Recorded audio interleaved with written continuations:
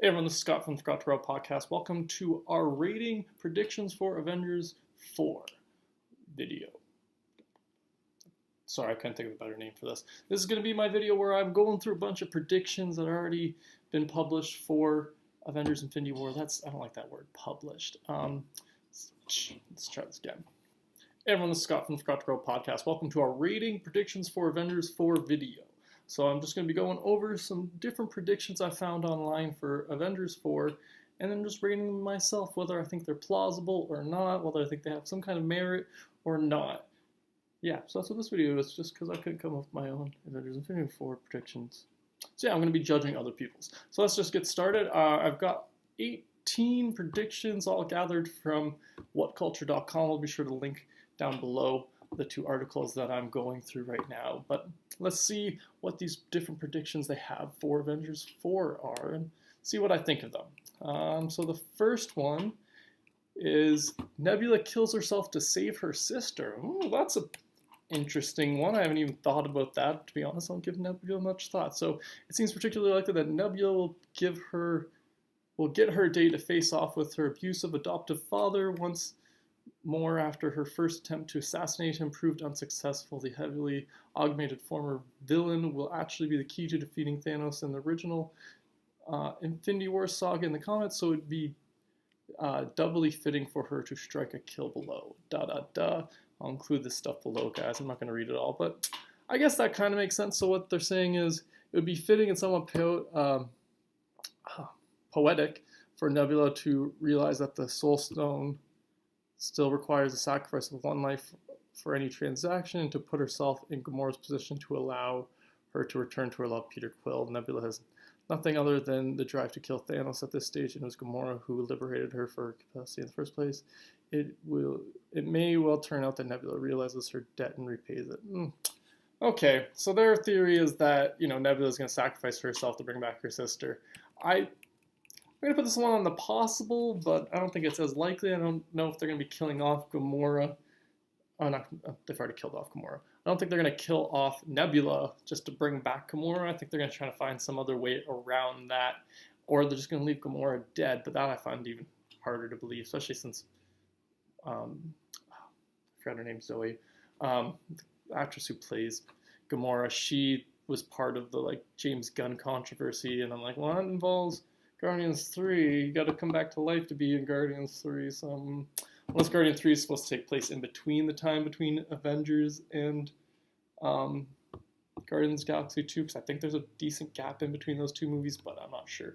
Anyways, like I said, I think this one's just possible, but probably not likely. So next one is the revelation of the faith of Hawkeye's family. Okay, so I think this one's about, the ultimate mystery of Hawkeye's absence, blah, blah, blah. It also just his pending return to active duty for Avengers 4, given the fact that it's predicted as Ronin rather than...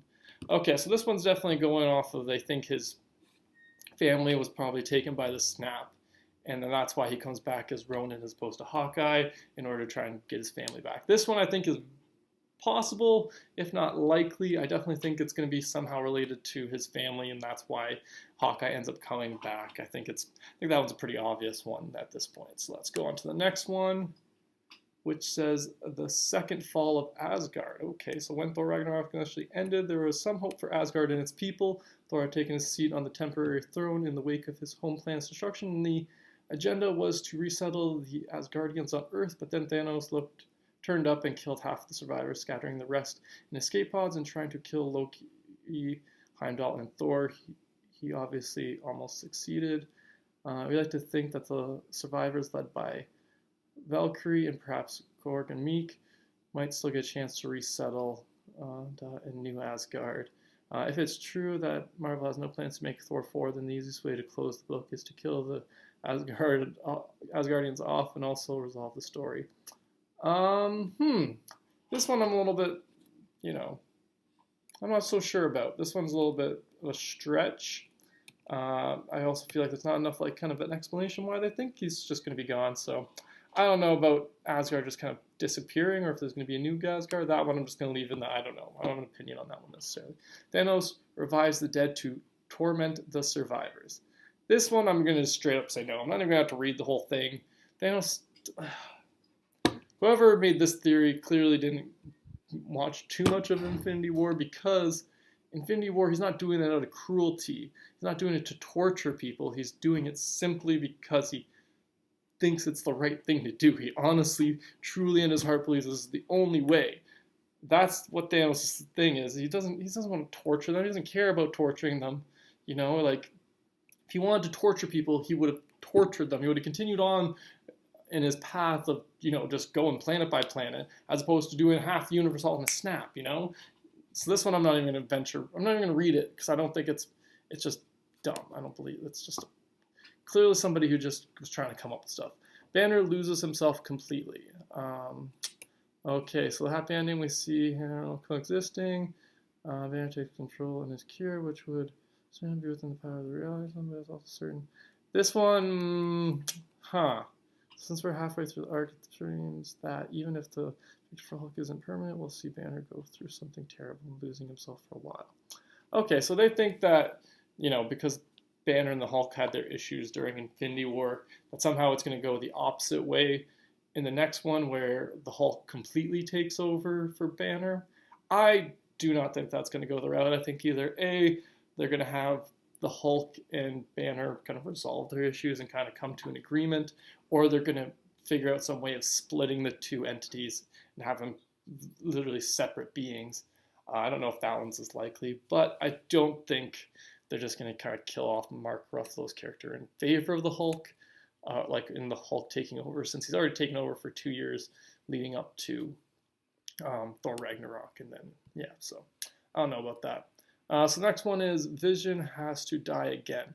Well, okay. There's a big hint that Avengers 4 will be based heavily on the idea of time travel, and that the very real possibility that the survivors will go back in time to redo the Battle of Wakanda in order to try and stop Thanos from snapping at all. The only problem with this is that it doesn't necessarily allow for every victim to return from the dead. Vision wasn't snapped out of existence after all. He was killed when Thanos pulled the Mind Stone from him. It could be the case that the time travelers go back in time to allow Shuri the added help she needs to remove the Mind Stone, but it still feels unlikely that we're going to see every emotional beat of Infinity War's ending undone.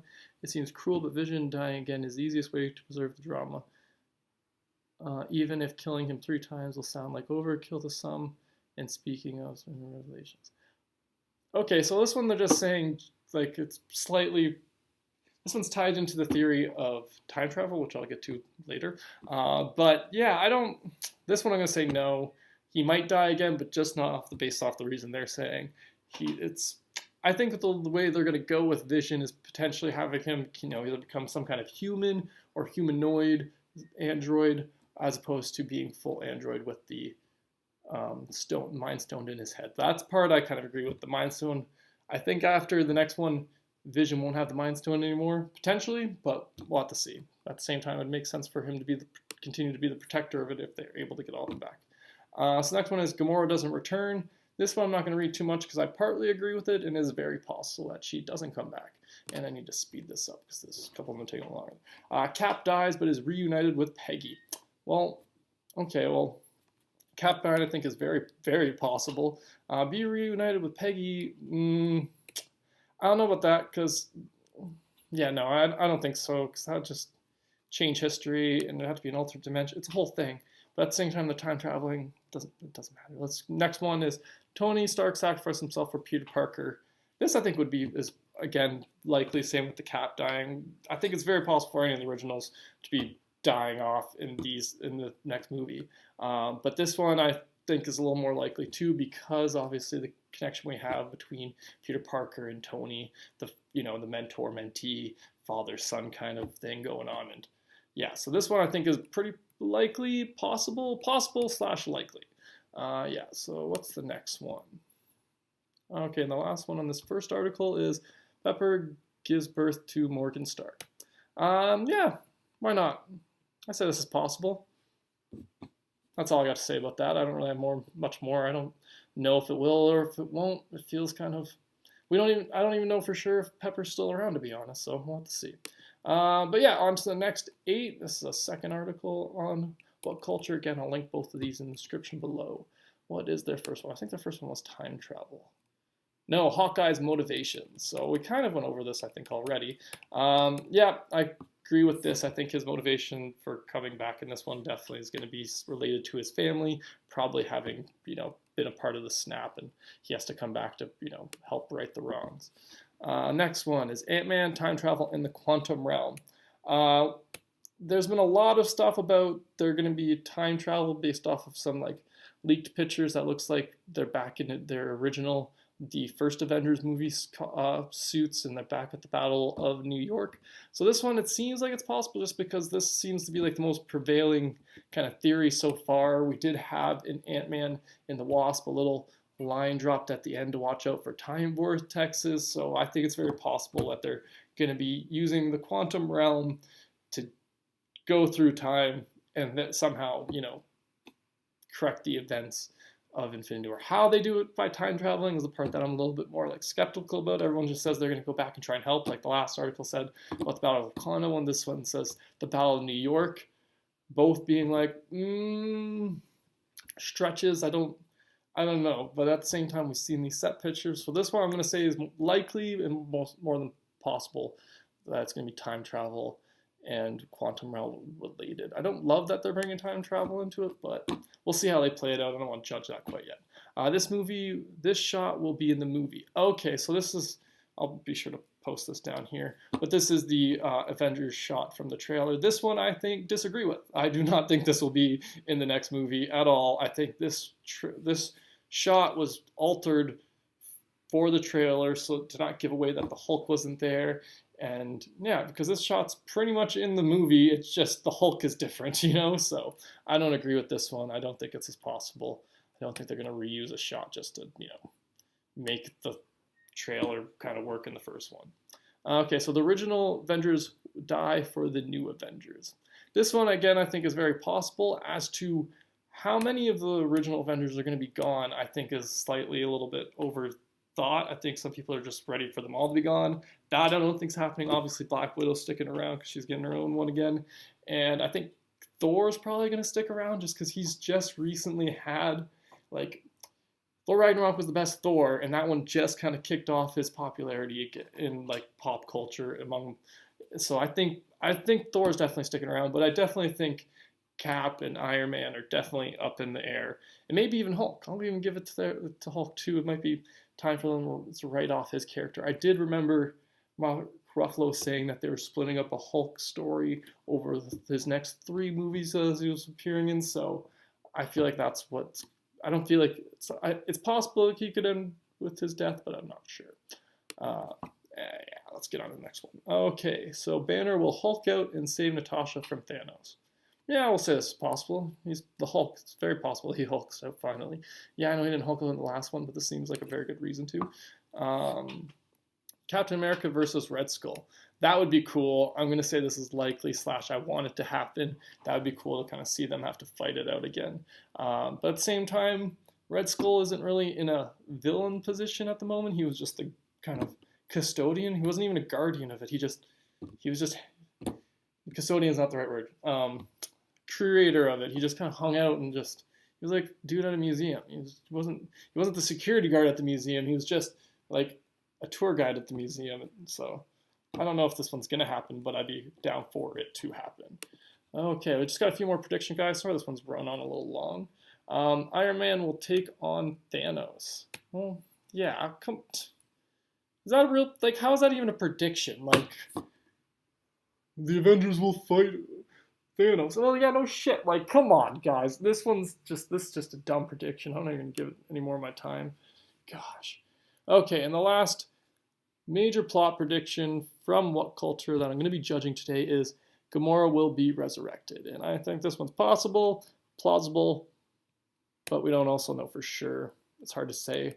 I could see, the way I think this one might go down would be Thanos, realizing, having some kind of realization and then undoing what he does and then him having to place himself in the place of Gamora. I could see that definitely happening just because the way certain things happened in Infinity War, but I also don't know for sure. But that's me rating / shitting on predictions for Avengers Infinity War. What do you guys think? Do you have any predictions that I missed? Let me know in the comments below. And what you think of, or do you have any ones that you're leaning towards most?